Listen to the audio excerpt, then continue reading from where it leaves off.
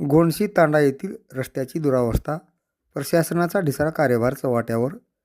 जळकोट तालुक्यातील गोंडशी तांड्याला जाणाऱ्या रस्त्याची अवस्था दयनीय झाल्याचे चित्र समोर आले आहे. रस्त्याची अवस्था पाहून प्रशासनाचा कार्यभार पुन्हा एकदा चव्हाट्यावर आला आहे. खराब झालेल्या रस्त्यावरून तांड्यातील नागरिकांना पायपीट करावी लागत आहे.